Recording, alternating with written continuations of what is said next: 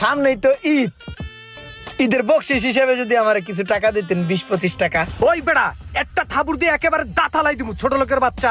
ঈদ আইলে বকশিস বকশিস, তোগো মতন ছোট লোকের জন্য আজকে দেশের এই অবস্থা। দিনে 10টা ঘন্টা চেয়ারে বইয়া বইয়া ডিউটি করে দেখছো, তলা ফাইটতে যায়, কথা বুঝছো?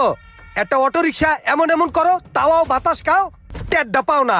ঈদ আইলেই বকশিস দাও বকশিস দাও। আমাগো মতন ডিউটি করলে বুঝতা যে টাকা কামাই করা কি জিনিস। যাবে না? আরে মানুষের চেহারা দেখে বোঝা যায় না যে মানুষের আচরণ কেমন। লোকটা কত টাকা বেতন পায়, চাইছিলাম কয়টা টাকা বকশিস নিমু, 20-25 টাকা বকশিস চাওয়াতেই আমার লোকে কি ব্যবহারটাই না করলো। হায় রে মানুষ। ওই মামা সামনে চলো। আরে পাগল, সমস্যা নাই, এই ঈদে টাকা পাই নাই তো কি হয়েছে, সামনে আরো ঈদ আছে না, এইটা একটু কোনো রকম কষ্ট মষ্ট করে চলি, সামনে টাকা পাইলে ইনশাল্লাহ সবকিছু ঠিক হয়ে যাবে না। আমার রিজিকে যদি একটা দানা থাকে, ওটা আল্লাহ